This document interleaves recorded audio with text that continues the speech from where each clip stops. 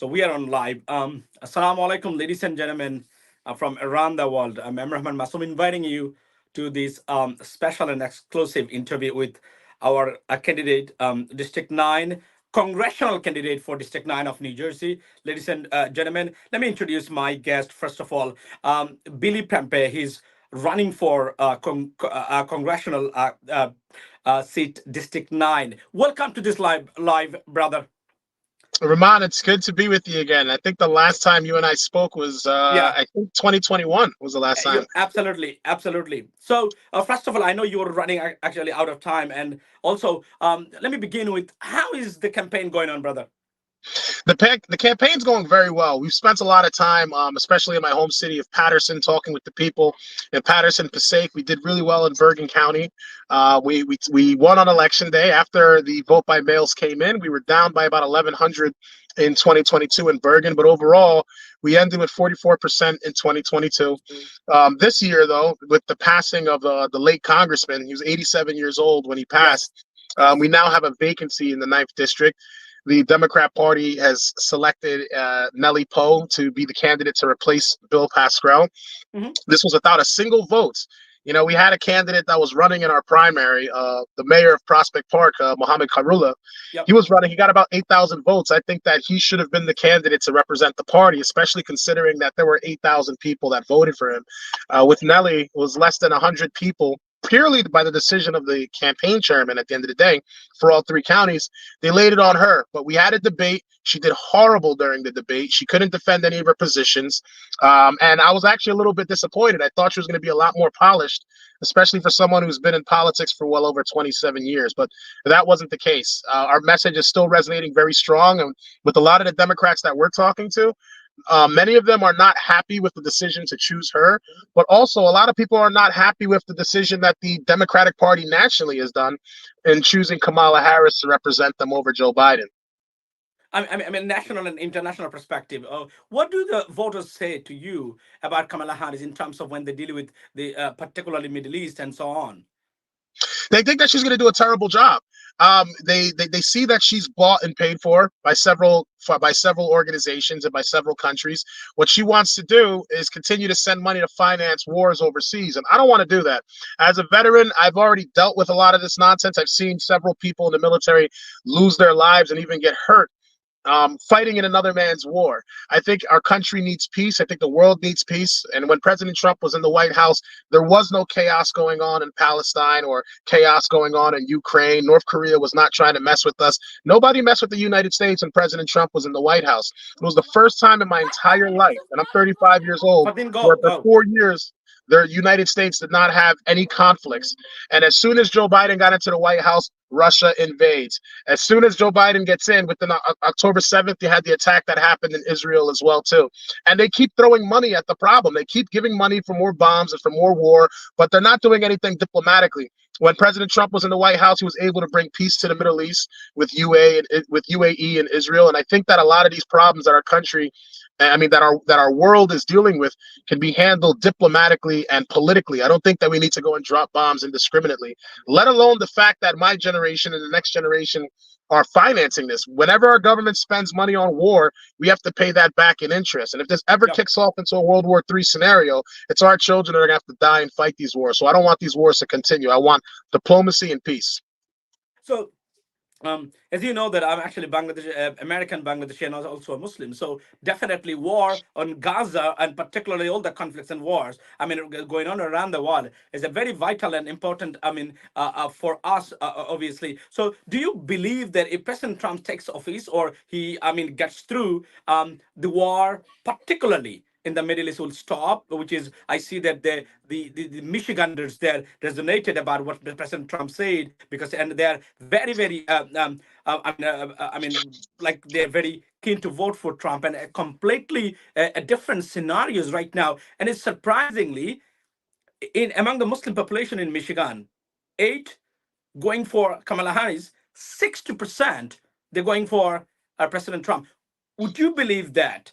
it will I could change? absolutely believe that, because I've met several people from the Middle East as well that have issues with the things that President Trump has said, what he said about other countries.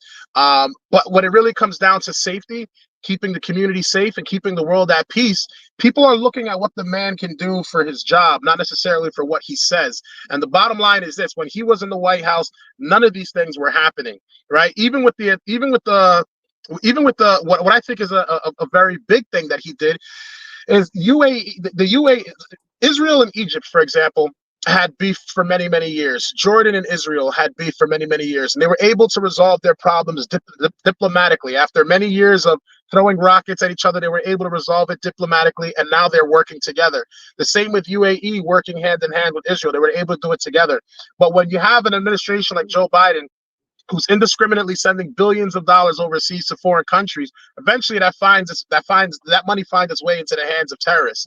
And when that happens, people die all across the board.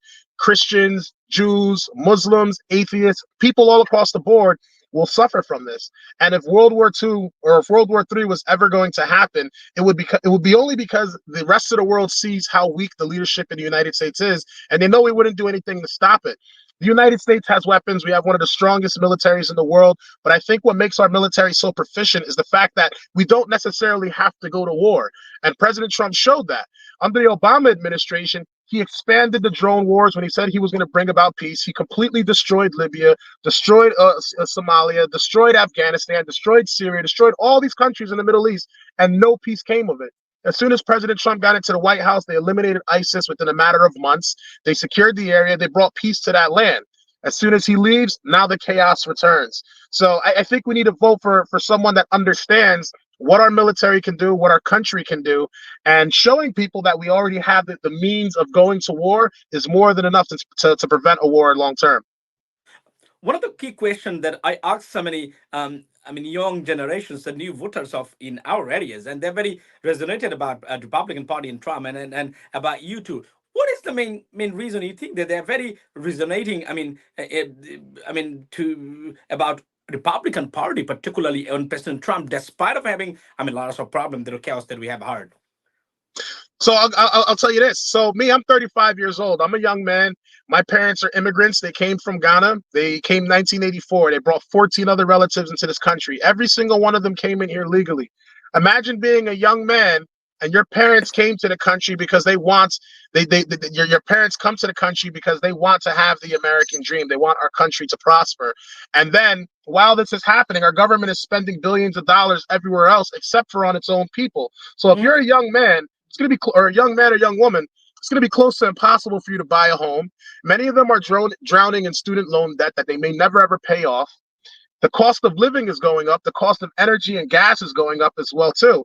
Yet they have money to go everywhere else but here. We just got hit by a hurricane all along the southern east coast of the United States. And rather than sending that money here, they send 17 billion to Israel, 116 billion to Ukraine. But the people in North Carolina, the people in Georgia, the people in Florida that have had their homes completely destroyed and ripped off, the FEMA is going to give them $750. They don't have anything for us, but they got money for wars overseas. And I got a big problem with that. So if I'm young and I want to live that same American dream, and I'm seeing that our government is not representing us, instead, they're favoring other countries and not here in the United States, it's in your best interest to vote for the candidate that's going to put our interests first and not the interests of any other nation. And seeing that is why I believe a lot of people are starting to resonate. If I can't afford a house, how could I live here? So, uh, uh, uh, how you gonna make a case as a candidate to the Petersonians or the people of District 9, your case particularly and individually, and also for the Republican Party? So what I would like, there's a series of things that I would like to do. Number one, any bill that comes across that I would have to vote on in regards to spending, if the money is not going to be spent on the American people, whether that's for infrastructure, job creation, healthcare, Medicare, any of these things, if none of that money is being spent on the American people, I will not vote for it. I don't care what it is. I don't care if there's people in Africa that need $1 billion. I do not care. Like, my focus is here on the United States, and I'm here to represent the United States at the end of the day.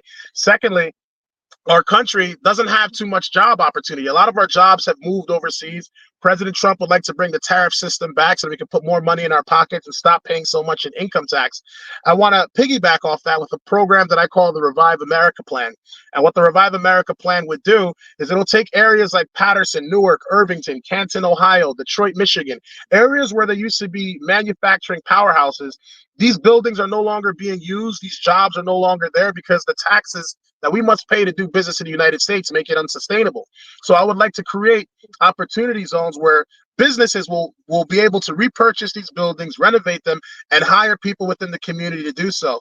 If they do if they do rebuild these buildings and they hire people from within the county and they keep a certain threshold of employees from that county, then that business will receive a 30% tax break for doing so. So that also creates an incentive to hire. It also reduces the tax burden on the business so that they can continue to expand business and offer more opportunity to the community, as well as pay taxes to keep our community strong as well. Secondly, I have a program called the Freedom of Education Plan, which, number one, would remove zip code restrictions and allow parents the choice to send their children to the schools that they choose. But the most important thing about the Freedom of Education Plan is the ability to bring trade programs back into our schools. When I was a sophomore in high school, I was in the metal shop program and the auto shop program, and I loved it. I learned how to work on cars, learned how to work on machines, and how to weld when I was in metal shop. And as soon as I got into my junior year, they removed all these programs. And what we were told was that the homeowners cannot afford to pay for this, because in order for these programs to exist, the school board needs the funding from the home taxes. Now, their solution says if we have to raise taxes, we can't have these programs. So what I came up with is, why don't we offer an opportunity for businesses that are involved in the trades, whether you're a mason, carpentry, electrical, or any business for that matter that would like to invest into a school. Anything that you invest into a school, you can write off 100% on your taxes. So for example, if Kennedy High School in Patterson wanted to bring their wood shop program back, and there's a business that's willing to invest, let's say, $800,000 or $1 million to go and bring this program back. And when they bring these programs back, that 800,000, that company can write that off on their taxes. They don't have to pay taxes on that 800,000. But the benefit now is the school has a program they otherwise would have never had. And if a company just wants to invest in uniforms or books or whatever the case may be for the school, allowing them to write that off gives them a business incentive, but it also educates the next generation of America. If the children decide to go to college, they can do that. If they don't go to college, they're going to be able to graduate high school with a certification, or at least an apprenticeship certification, to get involved in any of these trades and further their career. Or they can come together with their friends, start their own company, and do something. I think the largest export America could have is our skilled labor. And by setting up our young adults to do that, I think we'll be in a good situation. So, another very good concern amongst the immigrants community that the President Trump, he's raising many concerns about immigrants and the mass immigration, particularly border. We agree with him at the same time. Would you think that? And he also said that the legal immigration will be encouraged under his administration, but Absolutely. and entering into the United States illegally would be a hardship, and it's a very bad, or would be completely stopped. What is your take on that?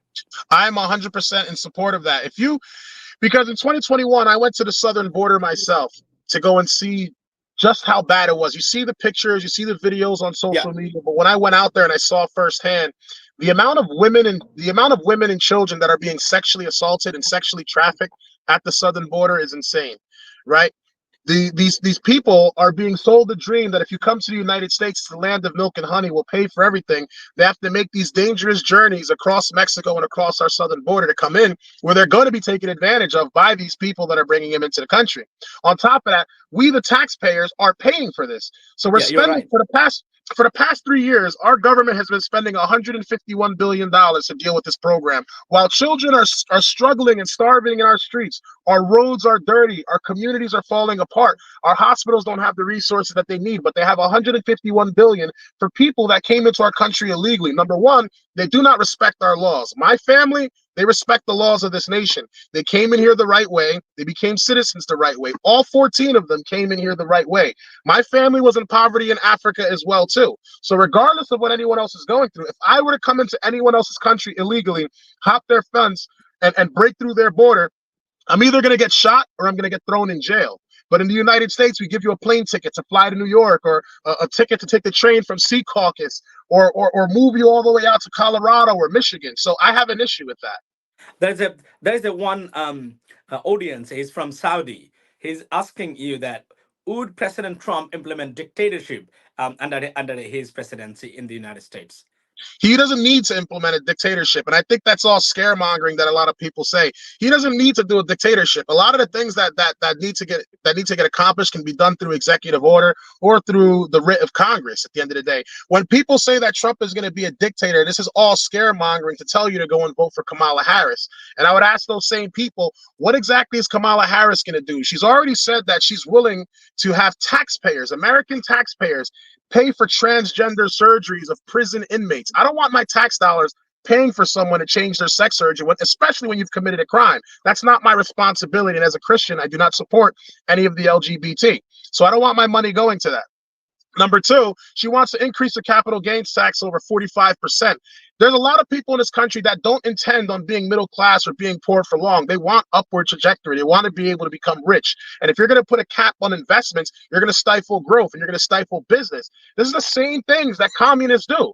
They'll increase the taxes on people. They'll redistribute the wealth. Now everyone is equally poor. And then they have more control over you. And this is the type of lifestyle that Kamala Harris is portraying to us as a positive. If you ask the average person, what is Kamala going to do that's going to benefit you? What, she wants abortion? She wants to kill and murder children, and she wants us to vote for that? What exactly is she going to do? They won't be able to tell you, but they'll tell you that Trump is a dictator, Trump is a racist, Trump is evil, Trump is this, Trump is that. But Trump actually has a plan. For the past 7 months, she's been campaigning. To this day, she has not laid out what her plan is going to be. Donald Trump says he wants to remove taxes on tips. He's considering removing the income tax. He wants to remove taxes on Social Security. Kamala Harris has done none of those things. As soon as he says that he wants to remove the tax on tips, now she wants to do it. She doesn't have a platform. So it's like all the policies that I'm hearing President Trump talk about, whether you like what he says or you think he's a racist or you think any of these things, his economic policies make sense for the United States, especially long term. And what scares me is Kamala Harris she's not been to the southern border yet. She's only been one time, and even then, it was a secured part of the border. The areas where the most illegal immigration is happening, she did not visit any of these areas. Yet, if she can't even handle that crisis, what makes us think that she's going to be able to stand up to Russia or stand up to Iran or stand up to any of these other nations that are not friends with us? How exactly is she going to be able to do that? With President Trump, on the other hand, he could at least walk into the room and demand things that they don't do. One of the key questions, brother, amongst 175 Bangladeshi people. Recently, President Trump tweeted something about Bangladesh, which is a misinformation in his tweet. Have you heard about this tweet? I'm not familiar with the tweet. Okay, so he said that in Bangladesh, I want you to address this issue to President Trump and Republican Party, the right concern, because he probably someone suggested. I'm sure someone wrote this tweet for him so that he can post, or on his X or Twitter about Bangladesh. That Bangladesh there is a persecution towards minorities. It's completely misinformation. I think President Trump someone suggested and or maybe I'm not sure it's false, but suggested or somehow managed to come through out of his tweet. Would you? I would send you this tweet, the copy, and it's still there. And very Bangladeshi people are very unhappy. That those people, particularly the millennials and the young generations, that are voting for President Trump right now, even though they're upset. Would you raise this concern to the right authority? Well, I haven't seen the tweet. I don't know what he said, so it's kind I'll of send to you. I'll send to you. okay. It's kind of difficult for me to weigh in on a tweet that I haven't seen. And like you said, with someone potentially posting on him, maybe it was Trump. I don't know. But what I can say is, even in my own campaign, I have a team of people that also handle my social media. So maybe someone else put it. But let's just say President Trump did say what he said. I don't know what was said, so I can't really weigh in on that. But what I will say is this. I think that regardless of what's going on in the world, President Trump should not worry about anything that's going on in the world. He needs to worry 100% about But, America and not get involved in foreign conflicts or okay. foreign countries. Thank you so much. So I'm gonna send you to so that you can raise it. And second thing, make so those people who are actually still in a limbo or in a confusion, whether vote for Republican Party or Democrats, because they are in a confusion. how are you going to make your case for the Republican Party to those young generations or the newly registered voters? It's very simple. They say they want to vote for Kamala Harris. Kamala Harris, well, Joe Biden told us that this is the greatest economy that America has ever seen. That's a straight up lie. Now, as soon as Kamala Harris decides to run for president, now she's saying that she's going to make the economy better and that she's going to keep pushing the country forward. But how is she going to make the economy better if Joe Biden already made it better? The truth is, life is not good at all. Life is not good. So if she's going to tell us, that she can make the economy better, what is she doing right now? She's the vice president of the United States. She's second in command. Joe Biden is asleep at the wheel. There's a lot of things that she can get accomplished as vice president that she has not done. So I'll ask the average person, in the past 4 years, has your life gotten better? Has it become more affordable? Are there more jobs for you? No, there isn't. But one thing's for certain, there's a lot of rhetoric about killing babies, and that's the number one thing that they're focused on in the Democratic Party. They're very focused on abortion. They're very focused on keeping the southern border wide open and destabilizing the United States while sending billions of our dollars overseas that we have to pay for. So if she's going to do such a good job, I need someone to show me one thing, just one thing, that Kamala Harris has done in the past 4 years as to why we should vote for her, because nobody voted for her to be the candidate for president. They put her in front of our face, and they think the people in the Democratic Party are stupid enough to just vote for her simply because, hey, look, we put this lady in front of you, vote for me. And I don't think that's going to fly.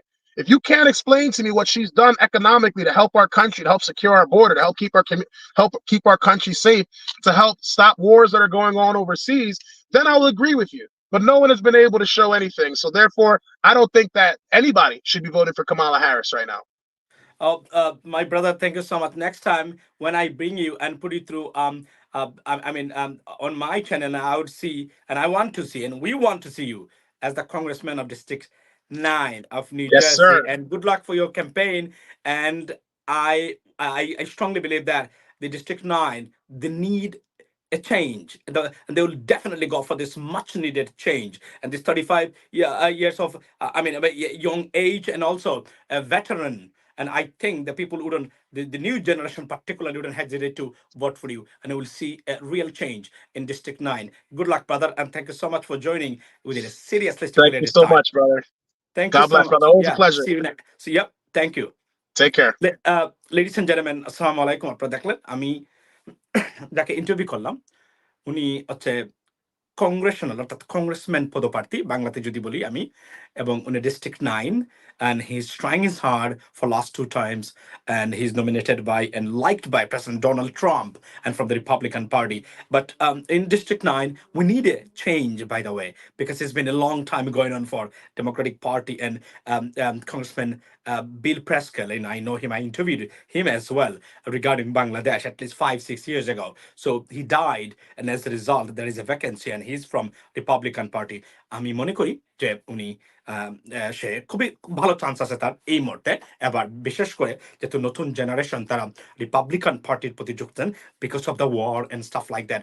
এখানে মনে রাখবেন যে president ট্রাম্পের চেয়েও মানুষ Republican পার্টিকে vote দিতে চাচ্ছে এজন্যই because of the were going, মানে যে একটা না 2-3টা যুদ্ধ চলছে পৃথিবীতে, এবং thousands of people being killed every throughout these wars. So therefore মানুষ খুবই পিস্ট অফ, এবং নতুন প্রজন্ম, বিশেষ করে নতুন প্রজন্ম এবং নজিরবিহীন ভাবে আপনারা আসলে আশ্চর্য হয়ে যাবেন। মিশিগান, যেখানে আপনার হিমালয়ের মতো দাঁড়িয়ে মুসলিম কমিউনিটি ডেমোক্রেট ছিল, সেখানে আজকে প্রেসিডেন্ট ট্রাম্পের জনপ্রিয়তা 60%, কামালা হ্যারিস 8%। এবং ইফ মিশিগান সুইং স্টেট যদি বেরিয়ে আসতে পারে ডেমোক্রেটস থেকে এবং ট্রাম্পের পক্ষে, the result will be seriously bad for Kamala Harris or Democratic Party, which is we don't maybe want, but that's the reality because মানুষ এতটাই ক্ষুব্ধ এই যুদ্ধ এবং এই গণহত্যার কারণে। So আমার Billy Prempeh, he's my it's like a brother and a friend as well, so he has a very good chance to next time when আমি তাকে আনবো, যখন হয়তো একজন কংগ্রেসম্যান হিসাবে তাকে আমরা এখানে আনতে পারি। ভালো থাকবেন। সে পর্যন্ত আজকে সময় পাই নাই, আজকে এটাই ছিল আপনাদের জন্য।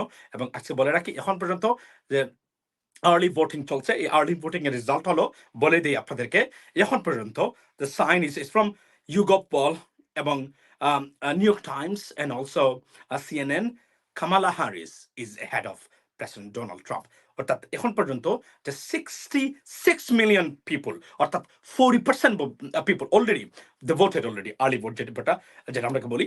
এইতে এই রিজাল্টে it is poll, make sure this is not an authentic result or registered result. It is an idea or guess or scientific explanation that Kamala Harris is ahead of President Donald Trump. আজকে রাত্রে আরো একটা live করতে পারি নিশ্চয়ই। সে পর্যন্ত ভালো থাকবেন। আর আপনারা যদি কোনো ধরনের আমাদের এদেশের কোনো পলিটিশিয়ানদেরকে দেখতে চান, আমার এখানে আমাকে নাম বলবেন, I will put him through or heart through. ভালো থাকবেন, সে পর্যন্ত দেখা হবে ইনশাল্লাহ। আসসালামু আলাইকুম।